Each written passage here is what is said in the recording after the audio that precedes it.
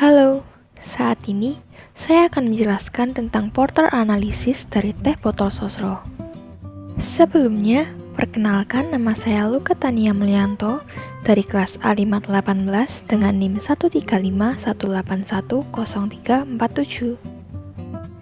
Analisis porter. Analisa 5 kekuatan porter merupakan alat yang digunakan untuk menentukan intensitas persaingan industri dan tingkat keuntungannya. 5 model kekuatan diciptakan oleh M. Porter pada tahun 1979 untuk memahami bagaimana 5 kekuatan persaingan utama mempengaruhi suatu industri. Kelima kekuatan yang diidentifikasikan adalah: yang pertama ada ancaman pendatang baru. Yang kedua, kekuatan penawar pemasok. Yang ketiga, kekuatan penawar pembeli. Yang keempat, ancaman produk pengganti. Dan yang kelima, persaingan di antara kompetitor yang ada. Ancaman pendatang baru. Masuknya pendatang baru dalam suatu usaha industri, selain membawa kapasitas produk baru, juga ingin menguasai pangsa pasar atau market leader, serta ingin mengambil alih sumber daya yang besar yang dimiliki oleh pesaingnya.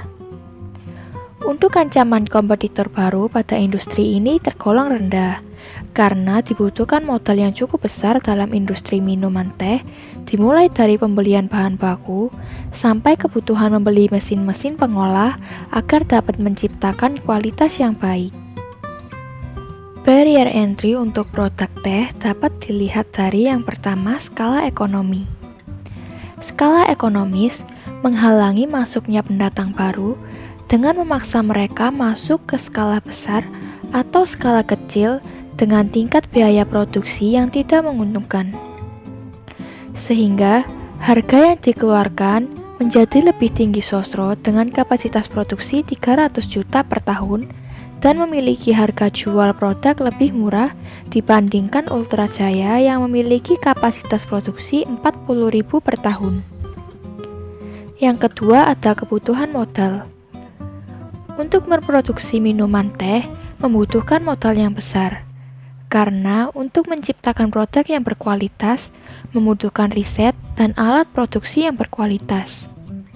Sehingga pendatang baru membutuhkan modal yang besar, dan selain itu harus memiliki defisiensi dari produk yang lama.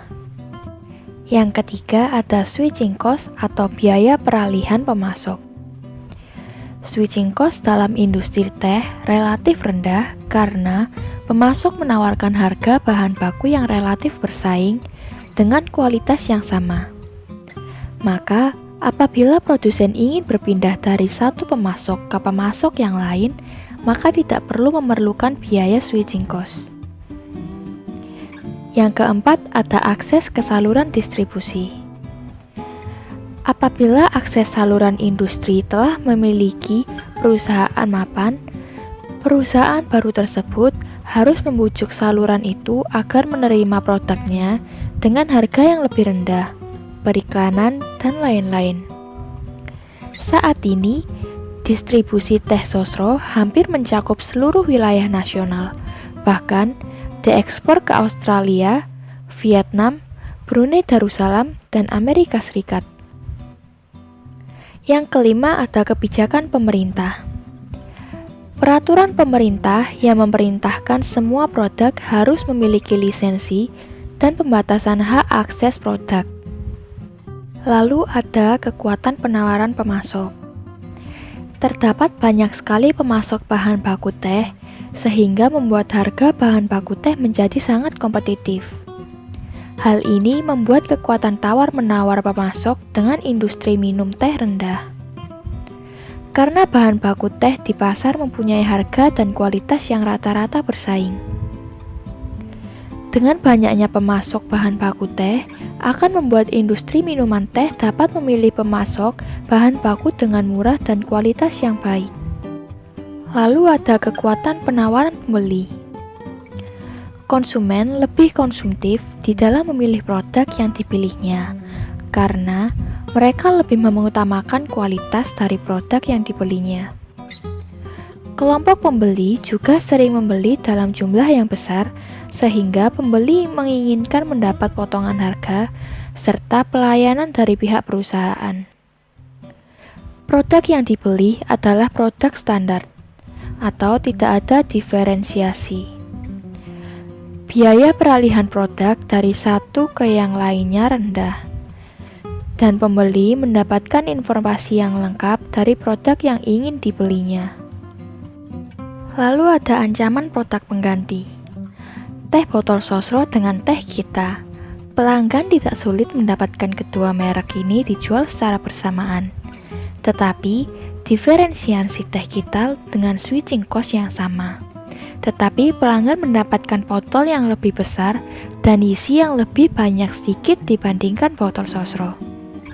Dan cara ini tidak mudah diikuti teh sosro karena sudah banyak botol yang diproduksi oleh sosro dalam iklannya. Apabila teh sosro di seluruh dunia dikumpulkan botolnya, sudah bisa mengelilingi bumi. Jadi, dengan trade produk seperti ini, sulit untuk diimbangi oleh sosro karena harus mengganti produknya dengan botol yang baru di seluruh dunia. Lalu, persaingan di antara kompetitor yang ada. Teh sosro memiliki pesaing antara lain Ultra Jaya, Teh Kita, Fresh Tea, dan Kepala Jenggot yang dimana masing-masing perusahaan bersaing secara kompetitif atau ketat. Persaingan ini terjadi di tingkat harga, promosi atau iklan, dan hadiah yang diberikan. Hal ini ditunjukkan untuk menarik minat para konsumen agar mau membeli produknya masing-masing.